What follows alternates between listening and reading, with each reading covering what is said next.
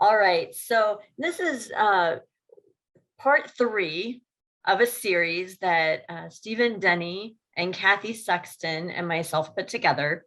So this is all in regards to business planning for 2022. So this time of year is the great time to get a head start on next year, right? You already have enough data from this year to kind of know where you've been and to start really thinking seriously about where you want to go. So with that, we're going to jump right on in and recap a little bit of Stephen and Kathy's presentations that really stood out to me that go hand in hand with what I'm going to talk about as well.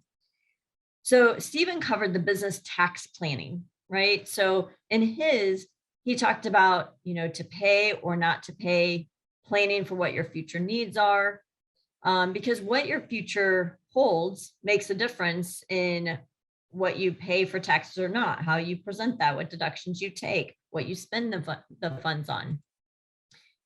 Most importantly, stay connected with your tax accountants regularly throughout the year.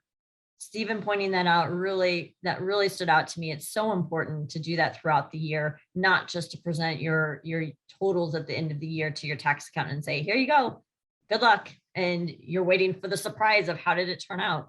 Stay connected all throughout the year. Be aware of tax changes, depreciation changes, COVID programs. I mean, there's always different things coming up and changing, and your tax accountant is the one who can keep you apprised of that. So stay connected and be aware. By doing these things, you can avoid the year-end surprise because you'll know throughout the year where you stand and some strategic steps you can take to avoid a year-end surprise. So thank you, Stephen, for that information. Kathy covered creating a new year plan. So last month, she shared with us from her presentation, this just stood out to me. We don't plan to fail, but we must plan to succeed. And planning can mean a lot of different things to different people, but to plan is so critically important to success. Dedicate a day for your 2022 planning. Kathy has graciously put together 2 planning days. One has already passed, and I attended that one. It was absolutely fabulous because I can tell you, with things being as crazy as they are right now, just busy trying to get things wrapped up and ready for the January rush, it's hard for me to take a day. And I knew when she offered this, that was the way for me to go because I would have that accountability, someone touching base with me, walking me through it, keeping me on track. Even though I knew what I needed to do and what I planned to do, it was a fabulous way to have someone just kind of help and walk you through it. She brought up some things that I would probably have not considered planning for and thinking through. So the next planning day is December 10th with Kathy. She's got a whole lot of information and downloads available at no charge. There is a slight fee for the planning day, but it's well worth it. So I highly encourage you guys to get out there, sign up for Kathy's planning day on December 10th. It's well worth your time. You will not be disappointed. She was absolutely fabulous. So Kathy's going to post in the chat the link to that so you can get signed up and download the information needed.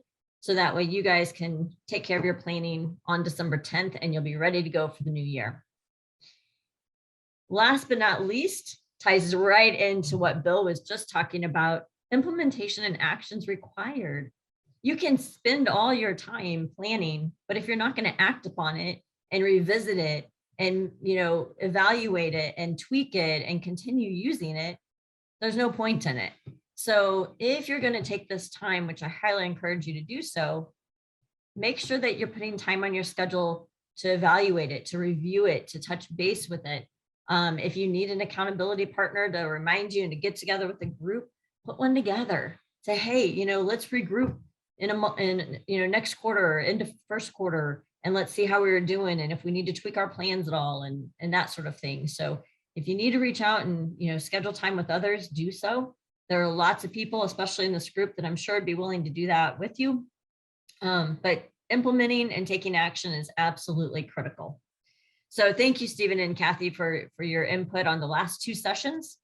And so today we're going to get into the forecasting and budgeting. This first question of who needs to do forecasting and budgeting? So often I hear, it's all right. I know where I stand, right? I know. Well, do you? Because sometimes I find that when working with clients, they don't know until it's really in front of them, or they think they know, and then they put facts in front of themselves and do comparisons, and they're like, "Ooh, I forgot about that," or "Oh, I didn't think that that would happen," or whatever the case might be. So, who needs budgeting and forecasting and planning? You. Everyone needs it. It can be a help to everyone. So don't think that it doesn't pertain. It can be a helpful tool to absolute everyone that's in business. So why? Why do we need a forecast and budget? So take a look at this. Does anybody feel like this when they're trying to make decisions? They don't know which way to go, right? They could go many different ways. There's many options. I've often felt like this. I just feel like, oh my goodness, I'm just overwhelmed. So many different choices. Well, I tell you what, when we have a projection, when we have a budget, and we have a plan, it helps bring this in and narrow this down so that we have better direction. We've got a plan to follow. We knew what our goals were. We know what we're wanting to accomplish. We know what our mission is. So when we're making these decisions throughout our business, we can use that and go back to our plan, go back to what our goals were and say, does it align with that?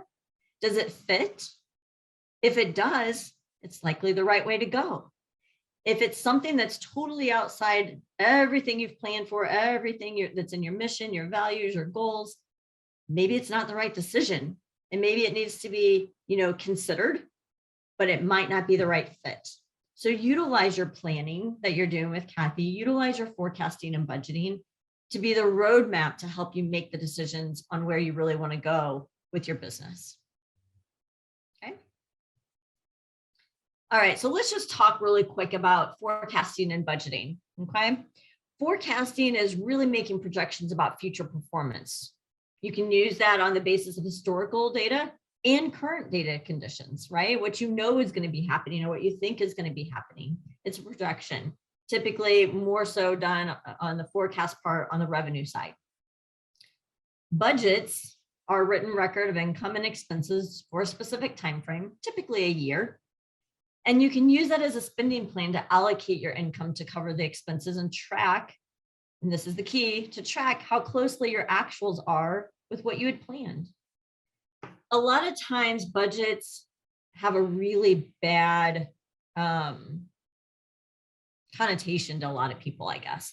So they see budget and they're like, oh no, that just means that, if it doesn't match up, I'm going to be in trouble, or, I'm tying the hands of my staff, or whatever the case may be. There's a lot of times when I mention the word budget and you just see people cringe, right? You just see them and go, oh, that word, it's like a 4-letter word, right? It's just a bad word. It doesn't have to be, okay? I see budgets as being an extremely useful tool. And I think if we start thinking of budgets as just a useful tool, it'll start getting a much better rapport with your staff or your peers, because a budget is a tool. And here's how I utilize it. I utilize a budget to say, here's what I thought was going to happen. And when I compare my actuals to my budget and something doesn't align, I spent a lot more, I spent a lot less. The tool is it brings it to light, right? Instead of getting a surprise at year end, it brings it to light so I can evaluate it and I can ask the question, oh, well, what happened? What was different that I hadn't planned on?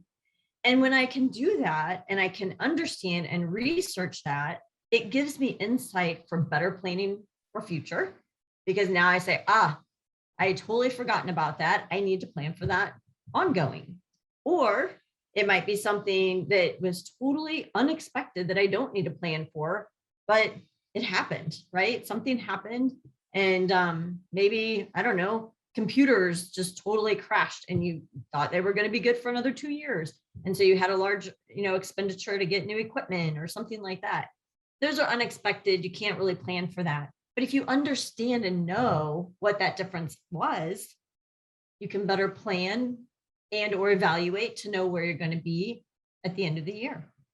It reduces those year-end surprises. Okay. So just try to keep in mind a budget is more of a useful tool. It's not to tie hands. It's not to, get people in trouble. It's a useful tool so you can better understand what's going on in your business. So let's get down to the nitty gritty. How do we get started with this? So a budget can be, for an existing business, it can be based on historical data, or it can be a zero-based budget. I prefer a combination of the two. So a zero-based budget, let's just kind of define that really quick, is where you just wipe the slate clean and you say, okay, what do I think I'm going to really need in the upcoming year, and what is that going to look like? Pulling the historical data says this is the way it's always been, and I just expect it to stay the same, or you make a few tweaks to it. I like to do both because there are some things that aren't really going to change. My internet bill, for instance, I can monitor that. I can research and go to other vendors and try to switch companies. But for the most part, it's going to pretty much be the same year in and year out. So I don't really need to start zero-based for that because my historical data is going to give me a good guide of where that's going. However, for other things such as marketing, I might want to really evaluate where I want to be with that. What efforts am I going to do in the upcoming year? And really start fresh to say, okay, where do I want to put those efforts? Where do I want to put those funds? And really kind of start from scratch for the new year for that. So I like to do a combo and use both zero-based budgeting for some things and prior year historical data for others. And what I do is I pull my prior year financials, whether that's scribbling it down on a piece of paper, pulling a report from your financial system. I use QuickBooks. So I like to export my profit and loss and put it into Excel. And then I add columns to understand where was I. I wipe out anything I want to do zero-based. And then I evaluate and start to put my plan together for the upcoming year.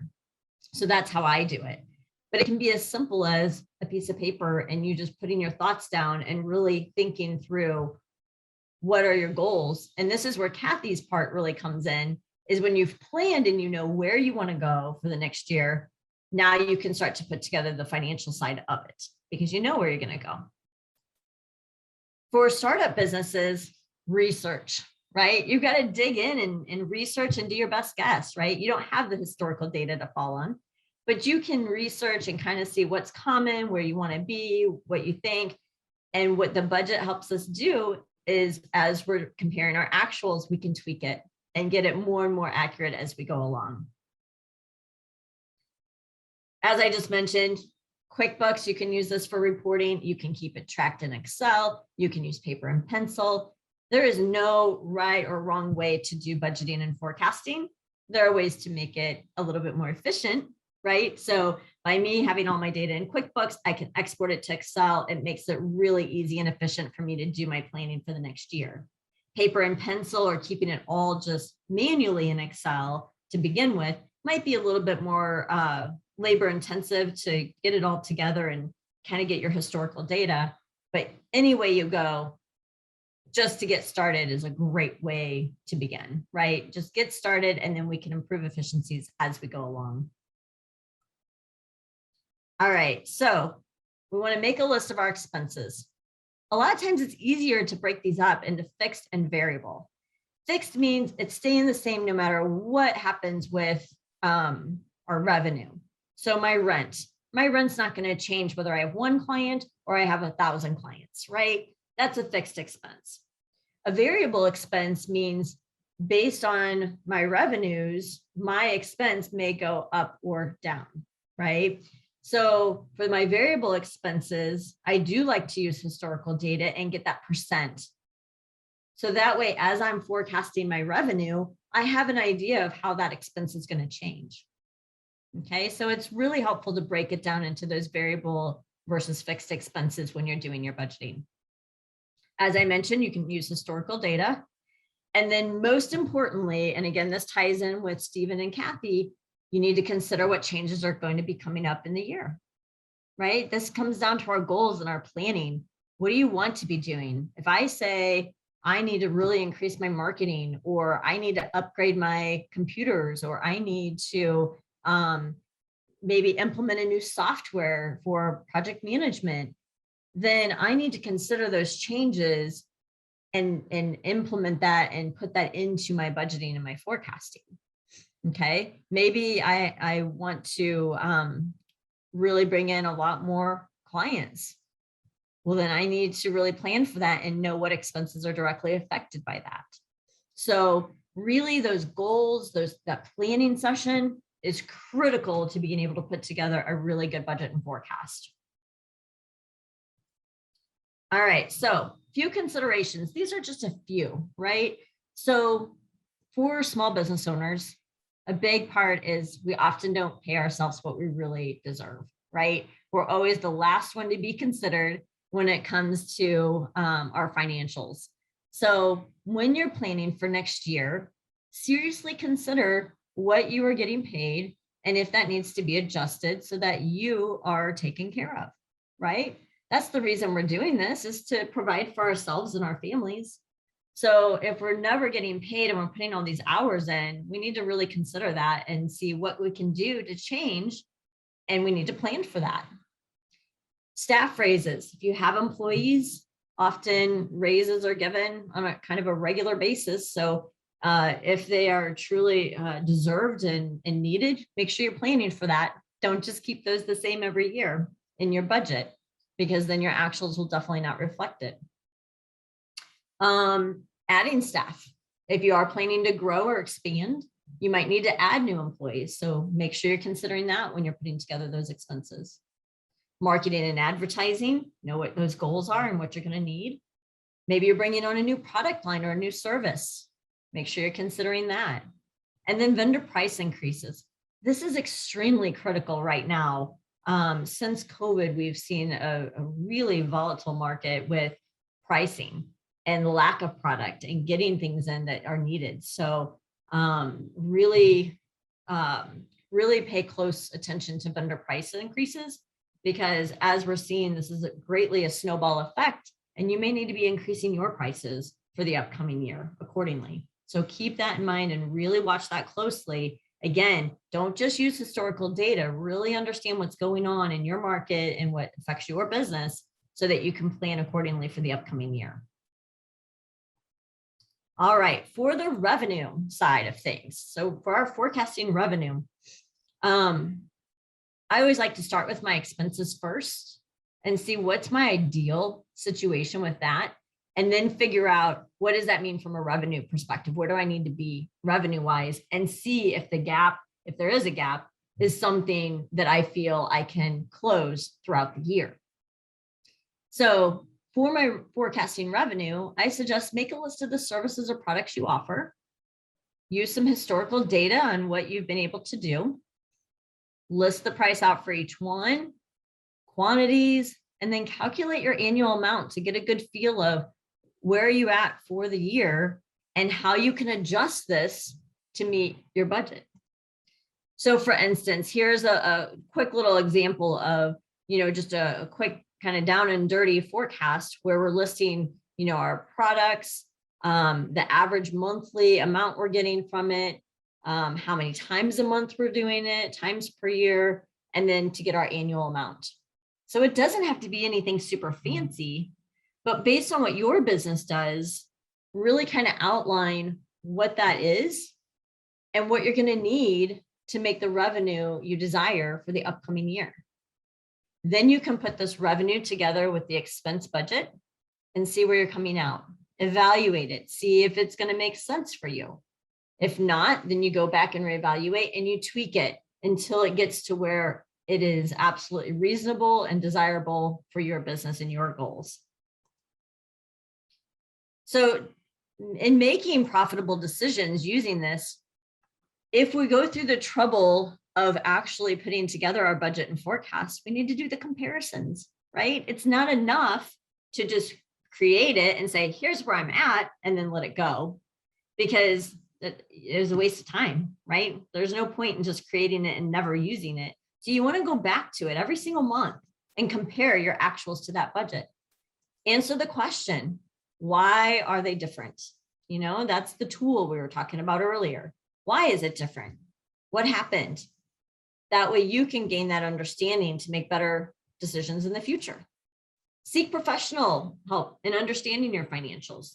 If you put all this together and go, I just don't get it, I'm not quite sure how to interpret my balance sheet and my profit and loss and all these numbers that are on there, seek a professional. Reach out to your tax accountant, reach out to a bookkeeper, seek professional help to help you understand those, because a lot of times just a little coaching will help you understand, and then you can take it from there. Always go back and adjust, right? It's not a crime to go back and change things, but don't change too frequently, right? The budget is there because that's what you planned. It's what you anticipated. You don't want to, every time you know there's going to be something different, go back and change it, because then you don't have a comparison. You're just changing it to your actuals. So your plan needs to kind of stay unless you know, hey, I forgot in October next year, such and such is going to happen, and I didn't plan for that, so I need to adjust and put that in. That's acceptable, right? So, you know, if you think of something after you've created your budget, then go back and adjust for that. What you don't want to do is, we're in, you know, November right now, and I see that, oh, yeah, I'm going to have a big expense this month. I need to change my November budget. No, that's why we have the plan versus our actuals, is so we can identify, oh, we didn't think of that, or something different came up. Okay. And then rinse and repeat, right? This is not a one and done process. We got to keep on going with it over and over. But once you have it established, this won't take long. Okay. Reviewing your actuals to budget, you can do this in probably 10, maybe 15 minutes every single month. It's not a big time constraint, but it is very useful in actually taking the steps to do it. All right, so I've shared this slide with you all before because I just love it. So remember, stress spelled backwards is desserts. Having a plan and putting this budget and forecast together can really help alleviate a lot of stress, because I have found that I have a lot of anxiety if I haven't put together a plan, right? And I think some of you guys can probably relate to that. But when we have a plan in place and we're trying to stay true to it, and we're evaluating against it, a lot of times that stress can be alleviated because we know where we're headed. The unknown, a lot of times, is a big source of stress for a lot of people. So having a plan can help alleviate that stress. And remember, stress spelled backwards is desserts. So in summary, everyone can benefit from a budget and forecast. It helps owners and managers make educated business decisions. It can be simple, but it will require some thought and considerations. And again, that's where Kathy's planning day really comes into play. She's going to help you walk through what are those goals, what are your plans for 2022, and you can utilize that to put it into your budget and forecast. You need to create it and then compare it, take action, implement, review it, seek advice if you need it, revise it, and repeat.